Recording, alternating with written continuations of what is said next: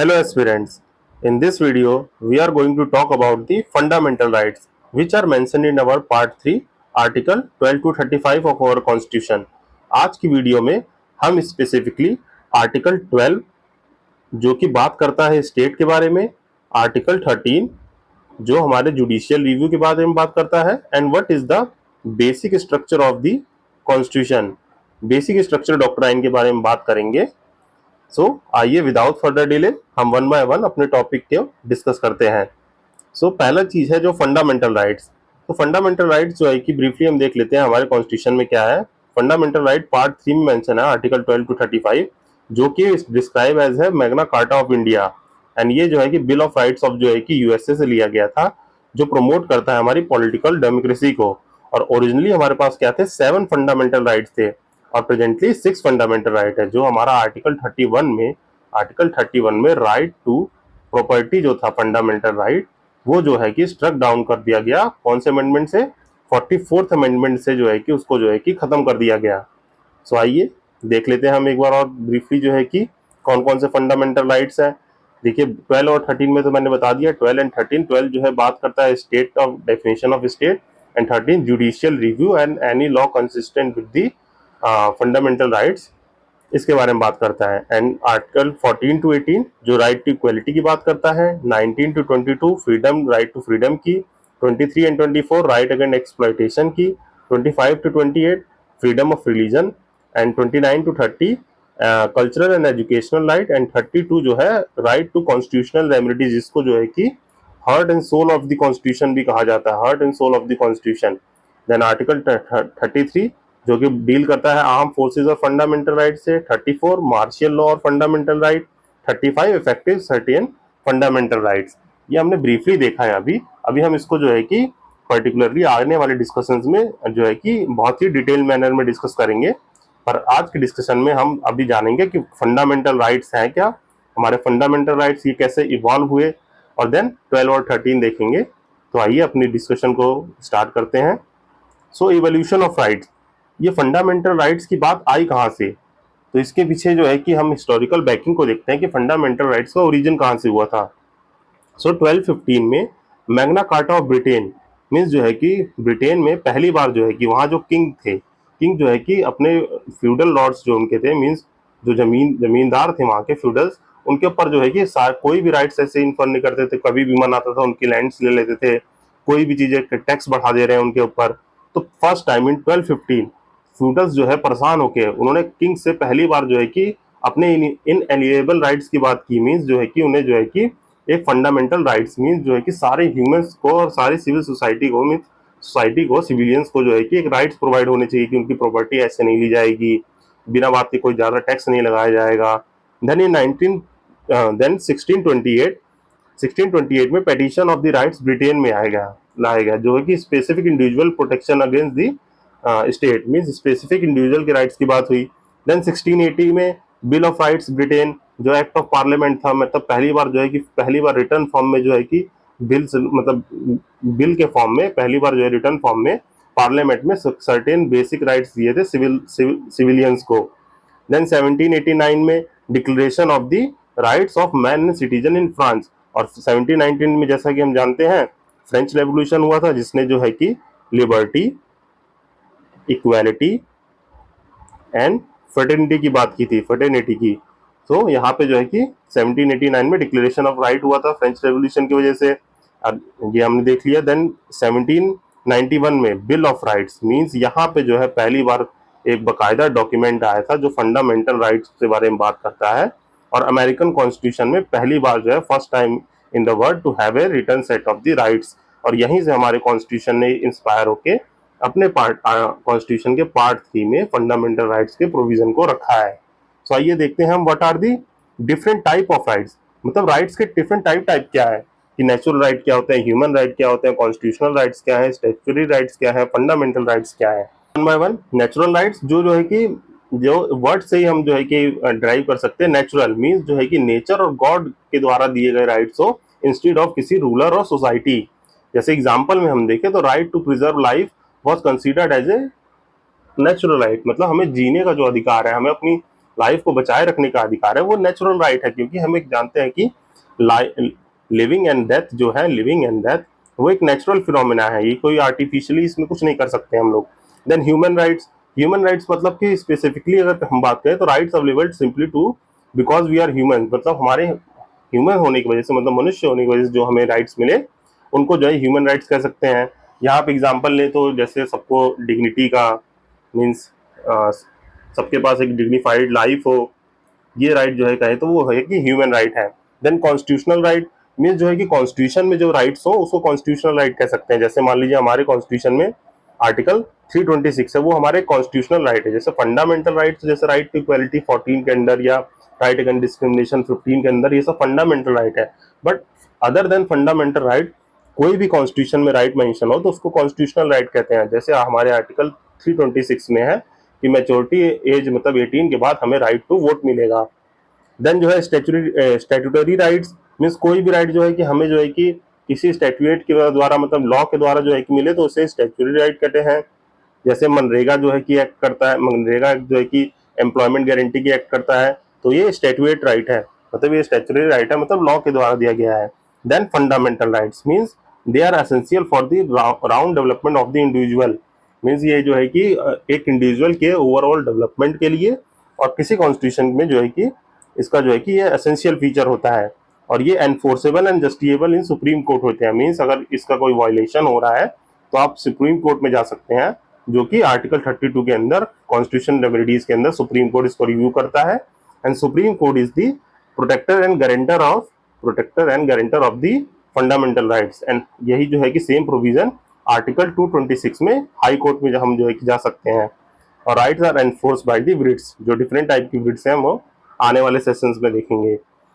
Then हम आगे देखते हैं what are the difference between the fundamental rights and legal rights. हम इसको बहुत ही ब्रीफली देख लेते हैं। जो फंडामेंटल राइट्स होते हैं वो guaranteed and protected by the constitution होते हैं, बट जो लीगल राइट्स होते हैं वो किसी ऑर्डिनरी लॉ के द्वारा जो है कि इंडिया में गारंटेड और प्रोटेक्ट किए जाते हैं। Amendment it can be change by the amending constitution itself, but ordinary law के लिए कोई भी लेजिस्लेचर को नॉर्मली ऑर्डिनरी प्रोसेस जो है कन्वेक्शन या इनसे इसको चेंज किया जा सकता है, पर इसके लिए हमें कॉन्स्टिट्यूशन को अमेंड करना पड़ेगा। Then basic structure, yes, it is the part of the basic structure, but legal right are not the part of the basic structure. Then देखिए जस्टिएबिलिटी, तो यस ये अगर वायलेट हो रहे हैं हमारे फंडामेंटल राइट्स वायलेट हो रहे हैं तो हम जो है सुप्रीम कोर्ट या हाई कोर्ट जा सकते हैं कि हमारे जो है कि फंडामेंटल राइट्स को जो है कि वायलेट किया गया है, तो ये जस्टिएबल है। But in case of the legal rights अगर ये जो है कि वायलेट होते हैं तो हम जो है कि ऑर्डिनरी कोर्ट में जाएंगे, तब जो है कि जुडिशियल हायरार्की प्रोसेस फॉलो होगा, मतलब हम जो है कि पहले डिस्ट्रिक्ट कोर्ट में जाएंगे, फिर वहां अपील करेंगे, अगर वहां हमें जजमेंट जो है कि सही नहीं लगा तो तब हम जो है कि आगे मूव करेंगे high court, then we move to the supreme court. मतलब यहाँ हायरार्की में मूव करना है, डिस्ट्रिक्ट कोर्ट से हाई कोर्ट से टू सुप्रीम कोर्ट, यहाँ जो है कि हम डायरेक्ट जो है कि सुप्रीम कोर्ट में या हाई कोर्ट में वॉक कर सकते हैं। Then safeguard, fundamental rights का क्या सेफ गार्ड है? जो मोस्ट ऑफ दी हमारे फंडामेंटल राइट है वो protection provide protection against the state action, not the individual private action. Means यहाँ पे हम आगे देखेंगे, अभी हॉरिजॉन्टल और वर्टिकल एप्लीकेशन क्या होता है उसमें देखेंगे हम। इसमें एक्सेप्शन क्या है, मीन्स इसमें जो है right pertaining to abolition of the untouchability और against the exploitation, यह स्टेट के अगेंस्ट जो है कि protection against the state action not the individual. तो आगे देखते हैं लीगल राइट्स में क्या सेफगार्ड्स हैं। These rights impose obligation on the individual and in some cases against the state to, means legal right में हम ऑब्लिगेट कर सकते हैं इंडिविजुअल को भी एंड स्टेट को भी। मतलब यहाँ पे अगर मान लीजिए कोई अनटचेबिलिटी का कोई केस होता है तो वो किसी का लीगल राइट है, मीन्स वो जो है कि कॉन्स्टिट्यूशन ने तो दिया ही है, बट लीगली कोई जो है कि एक दूसरे को डिस्क्रिमिनेट नहीं कर सकता है। तो इस features of the fundamental rights amendable है, जी हाँ, हम इसको आर्टिकल 368 के अंदर अमेंड करके कोई नया राइट जो है कि इंक्लूड कर सकते हैं और कोई राइट को हम डिलीट भी कर सकते हैं। Then it is qualified, means ये है कि एब्सोल्यूट नहीं है, दे आर नॉट एब्सोल्यूट, ये सब्जेक्ट टू रिजनेबल रेस्ट्रिक्शन है। जैसे कि हम देखें अपने आर्टिकल 16 में, अब जो है कि गवर्नमेंट जो है कि अपने टाइम टू टाइम जो है कि एम्प्लॉयमेंट के बेसिस पे अपना जो है कि स्टेट का जो है कि रेस्ट्रिक्शन लगा सकती है कि यहाँ पे जो है कि इसी स्टेट के लोग जो है कि अप्लाई करेंगे। Then protection against the state and individual, positive and negative rights का कॉन्सेप्ट में सब राइट्स जो है कि लिमिट करते हैं स्टेट अथॉरिटी को, while other provide the privileges to the individuals. Then democratic, promote the political democracy by limiting executive tyranny and arbitrary legislative laws, then it is justiciable so you can enforceable in the court, then claim against the state, ये हमारे UPSC में PYQ भी है कि rights are claim by the citizen against the state and not vice versa, means जो rights हैं हमारे rights वो हमारे सिटीजन मतलब हमारे द्वारा जो है स्टेट से क्लेम किए जाते हैं। then they are suspended during the emergency of the national operation of the national emergency except the rights guaranteed by 20 and 21, means जो है कि नेशनल इमरजेंसी के टाइम पे जो है जैसे फ्रीडम ऑफ स्पीच एक्सप्रेशन ये सब जो है सस्पेंड कर दिए जाते हैं। सो इसी के साथ हम अपना नेक्स्ट टॉपिक देखते हैं जो है definition of state. Basically means it is the article 12, मतलब आर्टिकल 12 में ही डेफिनेशन ऑफ स्टेट, मतलब स्टेट की डेफिनेशन में मतलब स्टेट जो है क्या क्या चीजें जो है कंसिस्ट करता है, स्टेट की डेफिनेशन में क्या क्या इंक्लूड होता है, वो आर्टिकल 12 हमारा बात करता है। तो आइए देखते हैं। तो आर्टिकल 12 डिफाइन द स्टेट, जिसमें कि इंक्लूड होता है parliament and government of India, means हमारा जो पार्लियामेंट है गवर्नमेंट ऑफ इंडिया से जो भी चीजें रिलेटेड है वो स्टेट के अंदर आएंगी। Then state legislature and state government की जो चीजें हैं, then all local authorities and other authorities. अब ये अदर अथॉरिटीज में क्या क्या इंक्लूड किया जाएगा, तो इसमें जो है कि एक सुप्रीम कोर्ट ने जो है कि एक टूल दिया है जो R D Shetty versus airport authority of India के रूलिंग में आया था, जो हमें टेस्ट ऑफ इंस्ट्रूमेंटेलिटी को देके गया। मतलब इससे हम जो है कि जान सकते हैं कि जो अदर अथॉरिटीज है वो स्टेट के अंदर आ रही है कि नहीं। तो इसमें 5 पॉइंट क्राइटेरिया है जिसको हम देख लेते हैं, जिससे हम डिफाइन कर सकते हैं कि कोई भी अथॉरिटी जो है वो अंडर स्टेट है कि नहीं।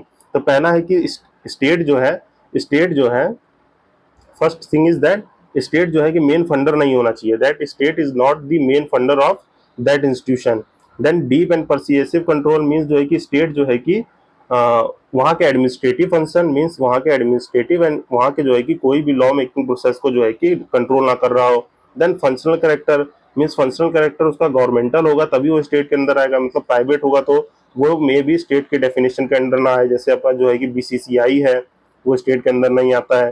Then government department being transfer to the corporation, मतलब कोई भी ऐसा गवर्नमेंट डिपार्टमेंट जो मतलब जो हमारे पीएसयू सेक्टर है वो अगर किसी को जो है कि प्राइवेट कॉर्पोरेशन को पास कर दिए गए तो वो स्टेट की डेफिनेशन से हट जाएंगे।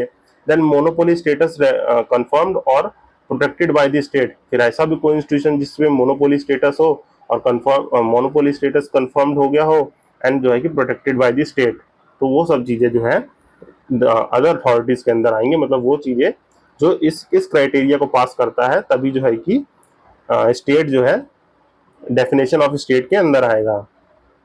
देन इसी के साथ देखते हैं हमारा आर्टिकल 13 क्या बात करता है। तो article 13 basically talks about, it declares that the all laws that are inconsistent with or in derogation of any fundamental right shall be void, means जो है कि कोई भी लॉ जो है कि अगर फंडामेंटल राइट के इन डेरोगेशन है, मतलब उससे जो है कि प्रतिपादित हो रहा है तो वो उसको वॉइड कर देगा, मतलब खत्म कर देगा। In other words it expressively provides for the doctrine of the judicial review, means ये आर्टिकल जो है हमारा 13 वो बेसिकली जुडिशियल रिव्यू के बारे में बात करता है। सो आइए हम देख लेते हैं article 13 which basically talks about the judicial reform. 9th schedule means जो कि हमारे लैंड रिफॉर्म से रिलेटेड है and give our the basic structure of the doctrine, जो हमारा basic structure of constitution doctrine है वो हमें यहीं से मिला है। और ये कैसे मिला है उसके लिए हम जो है कि ये केस स्टडीज पढ़ेंगे तो हमें अपने आप क्लियर हो जाएगा। मीन्स ये जो 7 केस स्टडी है इनको हम 1 बाय 1 पढ़ेंगे तो हमें पता चल जाएगा कि ये हमारा जो बेसिक स्ट्रक्चर डॉक्ट्राइन है वो कहाँ से ड्राइव हुआ है। सो आइए एक एक करके हम जो है कि इस बेसिक स्ट्रक्चर ऑफ कॉन्स्टिट्यूशन को इवोल्यूशन को समझते हैं एंड इसी के साथ साथ हम अपने आर्टिकल 13 को भी समझ लेंगे। इसी के साथ हम 1 बाय 1 करके अपनी जो है कि एक एक केस स्टडी को देख लेते हैं। तो फर्स्ट केस है शंकरी प्रसाद केस जो कि 1950 का है। तो इसको हम देखते हैं। इसमें क्या हुआ था कि जो state of Bihar, UP and MP थे वहां पे जो है कि लैंड रिफॉर्म्स जो है कि पास किए जा रहे थे which deprived the land holder of their land holding, means जो है कि उस वक्त जो बड़े बड़े जमींदार थे उनकी जमीनों को फ्रेगमेंट करके बांटा जा रहा था कि बाकी लोगों के पास जमीनें आ जाए, क्योंकि हम लोग जो है कि इंडिपेंडेंस के बाद जो है एग्रीकल्चर को प्राइम मूविंग फोर्स बनाया गया था कि इसी से हमारी इकोनॉमी को डेवलप करेंगे। तो उसके लिए सबके पास जो है जमीन होना जरूरी था, पर जो है कि जो लैंडलॉर्ड थे उन्हीं के पास हैवी अमाउंट में जमीनें थी। तो ये जो है कि बिहार, एमपी और यूपी के जो है कि लेजिस्ले लॉ मतलब वहाँ की जो असेंबलीज थी उन्होंने जो है पार्लियामेंट में वहाँ पे लैंड रिफॉर्म जो है कि लाए और उससे जो है कि सारी जमीनों को डिस्ट्रीब्यूट किया। जो शंकरी प्रसाद लैंडलॉर्ड थे वो पटना हाईकोर्ट में जाते हैं, वहां पे जाके कहते हैं कि ये हमारे जो है कि राइट को जो है डिप्राइव कर रहा है, हमारे लैंड राइट्स को। तो वहां पे जो है कि पटना हाई कोर्ट ने which invalidated the land reform laws in response to the constitutional assembly. Means उन्होंने जो है किसी रिफॉर्म को इनवैलिडेट किया, तो इस रिस्पॉन्स में मीन्स जो पटना हाई कोर्ट ने लैंड रिफॉर्म्स को इनवैलिडेट कर दिया। Then constitutional assembly pass the first constitutional amendment act. और ये कैसे पास किया इन्होंने, क्योंकि आर्टिकल जो 379 था वो एम्पावर करता था कॉन्स्टिट्यूंट असेंबली को कि जब तक कि कोई पार्लियामेंट में जो है कि पहली गवर्नमेंट इलेक्टेड गवर्नमेंट ना आ जाए, तब तक जो है कॉन्स्टिट्यूंट असेंबली पार्लियामेंट की तरह फंक्शन करेगी। तो फर्स्ट कॉन्स्टिट्यूशनल अमेंडमेंट एक्ट ने क्या किया, दो आर्टिकल्स प्रोवाइड किए 31A एंड 31B में, जो है कि बताता क्या है हमें कि 31A insulated the land reform from the judicial review. Mean जो है कि 31A आर्टिकल से उन्होंने ये इंसर्ट कर दिया कि जो भी लैंड रिफॉर्म करेंगे उसको जो है कि जुडिशरी जो है कि रिव्यू नहीं कर सकती है। एंड 31B में इन्होंने इंसर्ट कर दिया 9 शेड्यूल इंसर्ट करते ही 9 schedule that is the land reform जो है कि वो जो है कि प्रोवाइडेड है कि वो जो है जुडिशियल रिव्यू के अंडर नहीं आएगा। That is called the black hole of the constitution also. Then Shankari Prasad जो है कि challenge the validity of first constitution amendment act in supreme court, arguing that the right to property is the fundamental right and first constitution amendment जो है कि उनका जो है कि फंडामेंटल राइट को जो है वायलेट कर रहा है, क्योंकि उस वक्त जो है कि आर्टिकल 31 में ये प्रोवाइड था fundamental right to property. Then supreme court also examining the provisions of the part 4 जो कि डीपीएसपी है and can be implemented at the cost of the part 3। मतलब क्या हम डीपीएसपी मींस जो हम वेलफेयर कर रहे हैं इन पार्ट 4 जो सरकार ये काम कर रही है, क्या उसको इम्प्लीमेंट किया जाता है at the cost of the fundamental rights. So देखते हैं आगे हम आर्टिकल 31, मतलब जो आर्टिकल 13 का फर्स्ट पार्ट है वो जो है प्री कॉन्स्टिट्यूशनल लॉ से डील करता है, मीन जो आईपीसी हो गए जो हमारे ये सब था इनसे डील करता है। एंड आर्टिकल 13(2) मीन आर्टिकल 13 का सेक्शन 2 जो है वो पोस्ट कॉन्स्टिट्यूशनल लॉ से जो है कि डील करता है, जैसे फर्स्ट अमेंडमेंट एक्ट हो गया है ना, ये जो है कि जैसे 1951 में जो है कि हुआ था एक सवेदी article 19F and article 31 means इसमें जो प्रोविजंस थे जुडिशियल रिव्यू के, मींस जो है कि जुडिशियल रिव्यू जो है कि प्रोविजंस है कि मतलब राइट टू प्रॉपर्टी का में लैंड रिफॉर्म की वजह से उनको जो है कि वहां से आउट कर दिया, मतलब वहां से बाहर निकाल दिया। Then supreme court in article 32 judicial review, हम जानते हैं कि आर्टिकल 13 के सेक्शन 2 में जुडिशियल रिव्यू की बात है, तो पोस्ट कॉन्स्टिट्यूशनल लॉ है if it is inconsistent with the part 4 then the term law in article 13(2) does not mean the constitutional amendment, it only mean the ordinary law, the supreme court can not review the constitutional amendment. Mean जो कि उन्होंने इस निष्कर्ष पे पहुंचे कि जो term law है मीन जो है लॉ इन डेरोगेशन है, जो टर्म ये लॉ है वो जो है कि एक ऑर्डिनरी लॉ है, कॉन्स्टिट्यूशनल अमेंडमेंट नहीं है, तो सुप्रीम कोर्ट इस पे जो है पहुंची कि वो जो है कि इसको रिव्यू नहीं कर सकती है। देन हम आगे देखते हैं अगर अपना नेक्स्ट केस जो है Sajjan Singh versus state of Rajasthan case 1965 का। इसमें क्या हुआ था कि 17th अमेंडमेंट ने 44 स्टैट्यूट्स मीन जो है कि अभी भी 9 शेड्यूल की बात चली रही है, जो है कि 9 शेड्यूल लैंड रिफॉर्म है उसमें जो है कि 14 लॉ और जो है कि इंसर्ट कर दिए गए 17th अमेंडमेंट से। And it restricted high court to the reviews the law, मतलब हाई कोर्ट को भी मना कर दिया गया कि आप लॉ को रिव्यू नहीं कर सकते हैं, जो कि आर्टिकल 226 में प्रोवाइडेड है, जो आर्टिकल जो है कि हाई कोर्ट जो है कि रिव्यू कर सकता है। फिर सज्जन सिंह जो है कि challenge the 17th amendment of the on the ground it compromises the power of the high court under the article 226।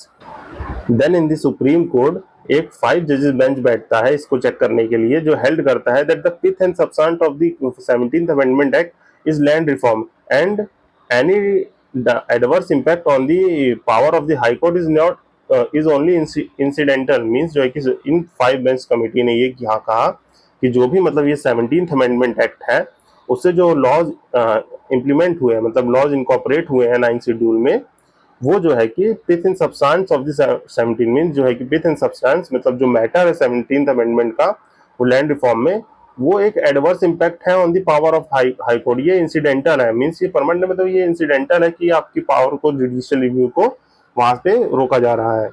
Then 2 जजेस जो है 2 जजेस justice Hidayatullah and justice Mudholkar doubted that the correctness of the view taken by the Supreme Court in the Shankari Prasad case, and that's why Sajjan Singh case sowed the seed of the basic structure of the constitution। Means इसी case से हमें जो है कि basic structure of the constitution mean जो ये 5 bench ने कहा था कि मतलब ये जो है कि सिर्फ एक इंसिडेंटल फिनोमिना है, पर लेटर ऑन सुप्रीम कोर्ट ने इसको रिव्यू किया तो इन्होंने देखा कि नहीं अब तो ये बेसिक स्ट्रक्चर ऑफ कॉन्स्टिट्यूशन की बात होना यहाँ से शुरू हो जाती है। देन हम अपना नेक्स्ट केस देखते हैं जो कि Golaknath versus state of Punjab 1967 का केस है। अब इसमें क्या हुआ कि सुप्रीम कोर्ट ने बोला कि भाई फंडामेंटल राइट जो है वो सेक्रोसेंट है। तो पार्लियामेंट ने इसके रिस्पॉन्स में जो है कि 24th अमेंडमेंट 1971 ले आए, जो है कि इंसर्ट करता है आर्टिकल 13(4) को। अब ये आर्टिकल क्या कहता है कि जो है कि judicial review not apply to the constitutional amendment. 13 law word in the article 13 means जो है कि वो कॉन्स्टिट्यूशनल जो ऑर्डिनरी लॉ से बात कर रहा है, ना कि कॉन्स्टिट्यूशनल अमेंडमेंट से, तो उसको जो है कि जुडिशियल रिव्यू के अंडर नहीं लाता। अब इन्होंने क्या किया कि आर्टिकल 13(4) को जो इंसर्ट कर दिया, जो कि बात कर रहा है कि वो नहीं अप्लाई होगा जुडिशियल रिव्यू कॉन्स्टिट्यूशनल अमेंडमेंट पे भी। देन आर्टिकल एक और प्रोविजन ऐड किया गया जो कि आर्टिकल 368 के थर्ड सेक्शन में था, says amendment to constitution are outside purview of the judicial review. Means जो है कि अमेंडमेंट जो भी कॉन्स्टिट्यूशन में होंगे वो जुडिशियल रिव्यू के परव्यू के आउटसाइड होंगे। एंड पार्लियामेंट जो है कि also enacted 25th constitutional amendment act. Means यहाँ 24 कॉन्स्टिट्यूशनल अमेंडमेंट एक्ट से क्या क्या हुआ, article 13(4) and article 368(3) and 25th constitutional amendment act से आर्टिकल 31C को इंसर्ट किया गया, जो कहता है any law that implements the provision of 39B and 39C। मतलब कोई भी लॉ, आर्टिकल 31C में मेंशन किया गया कि कोई भी लॉ जो है कि डीपीएसपी जो है कि हमारा आर्टिकल 39B और सी में जो है कि इम्प्लीमेंट किया जाता है, will not be question on the ground of the article 14, 19 and 31 21 होगा यहाँ पे, सॉरी 14, 19 एंड 21, जो कि गोल्डन ट्रिनिटी भी कहा जाता है। सो इस गोलकनाथ केस ने ये चीजें की।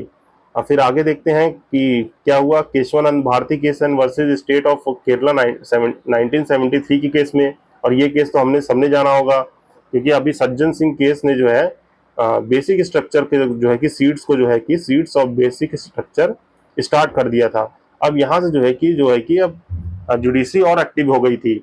अब देखिए केशवानंद भारती जी कौन थे कि हिंदू सेंट थे, वो भी एडनार मटकिन केरला में। अब इन्होंने क्या किया कि Kerala government pass allowed to take over the property of the religious institution.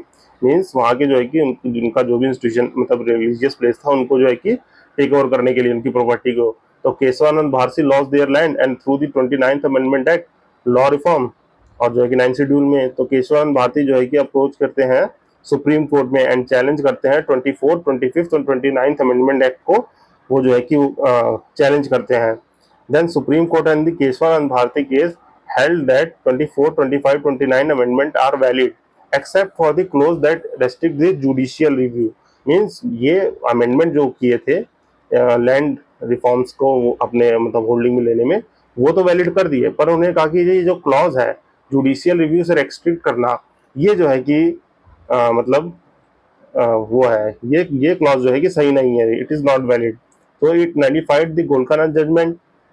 गोलकानंद judgment जो था मींस प्रीवियस में, इसको जो है कि नलिफाई कर दिया गया कि जुडिशियल रिव्यू के परव्यू में अंडर नहीं आएगा। And parliament can amend the constitution but can not alter it. Means constitution को अमेंड तो कर सकता है, पर उससे चेंज नहीं कर सकता है। The basic structure of constitution can not be change and parliament can not deface the constitution. So Parliament responded to the Keswanand Bharati judgment by inserting Article 368(4) and 368(5), which talks about means जो article 368 का section 4 था, वो कहता है कि says no amendment to the constitution can be called in the question of any court. अब इन्होंने ये कर दिया कि मतलब कोई भी अमेंडमेंट करेंगे तो उसको कोर्ट में क्वेश्चन ही नहीं किया जाएगा। देन आर्टिकल 368 सेक्शन 5 क्या करता है कि no limitation on the amending power of the parliament. मतलब पार्लियामेंट चाहे तो कभी भी कॉन्स्टिट्यूशन कुछ भी अमेंड कर सकता है। इन मिनर्वा मिल्स केस 1980, यहाँ पे जो है मिल्स ऑनर्स थे, वो करते हैं अपने राइट टू प्रॉपर्टी का केस। देन सुप्रीम कोर्ट ने जो है कि ये प्रीवियस आर्टिकल 368, 4 एंड 5 के हुए थे, उनको अनकॉन्स्टिट्यूशनल डिक्लेयर करके उनको इनवैलिड कर दिया। Then in Waman Rao case supreme court held that any law placed in the 9th schedule after the Kesavananda Bharati case on this date 24th April 1973 can be reviewed by the judiciary। Means अब वमन Rao case में क्या हुआ कि supreme court ने held किया कि main इस जजमेंट के बाद, मीन्स केशवानंद भारती केस के जजमेंट के बाद अगर कोई भी लॉ इनकॉर्पोरेट हुआ है, मीन्स जैसे ये 368, 4 या 5 हुए थे, उनको जुडिशरी रिव्यू कर सकती है। उससे पहले को रिव्यू नहीं करेगी, पर इसके बाद से जो भी हुए हैं उनको रिव्यू कर सकती है judiciary. Here कोहलू versus state of Tamil Nadu case 2007 में क्या हुआ कि कोई भी लॉ जो है कि 9 शेड्यूल में पुट किया जाता है तो वो आर्टिकल 14, 19 एंड 21 में जो है कि पास करना चाहिए। मतलब ये गोल्डन ट्रायंगल टेस्ट हो जाएगा। 14, 19 एंड 21 जो है कि पास होना चाहिए, अदरवाइज जो है कि उस लॉ को वर्ड डिक्लेयर कर दिया जाएगा। And once article 32 is invoke, schedule 9 will be not applicable. Means जो है कि आर्टिकल कॉन्स्टिट्यूशनल रेमेडी को इन्वोक किया गया है तो 9 schedule will be not applicable. So ये ब्रीफली मैंने बहुत ही शॉर्ट में जो है कि इसको जो है कि डिस्क्राइब कर दिया कि मतलब कैसे कैसे हमारे केसेस जो है इवॉल्व होके हमारे बेसिक स्ट्रक्चर को जो है कि डिफाइन करते हैं। आई नो कि मतलब इसमें थोड़ी कंफ्यूजन हो सकती है, पर अगर हम इसको जो है कि एक दो बार रीड आउट करेंगे और समझने की कोशिश करेंगे तो ये समझ में आ जाएगा। तो इसी के साथ हम देख लेते हैं कि what are the basic elements of the basic structure. मतलब हमारे बेसिक स्ट्रक्चर, कॉन्स्टिट्यूशन के बेसिक स्ट्रक्चर के एलिमेंट क्या। सो हम अब एक बार ब्रीफली देख लेते हैं what are the elements of the basic structure of the constitution. हमने ये तो देख लिया कि हमारा कॉन्स्टिट्यूशन का बेसिक स्ट्रक्चर जो है इवॉल्व होके कैसे कैसे आया है। Basically it is the doctrine of the basic structure of the constitution. Means ये कोई मतलब ऐसा नहीं है कि वो एक्सप्रेसिवली मेंशन है कि हमारे कॉन्स्टिट्यूशन में कि हमारे कॉन्स्टिट्यूशन का बेसिक स्ट्रक्चर है। हाँ, हमारे पास प्रीएम्बल है जो कि डिफाइन करता है कि what is the philosophy of our constitution, पर बेसिक स्ट्रक्चर ऐसा कुछ मेंशन नहीं है हमारे कॉन्स्टिट्यूशन में। तो ये doctrine of basic structure means ये एक डॉक्ट्राइन है जो कि जुडिशियल डॉक्ट्राइन है। मीन्स ये series of judgment of supreme court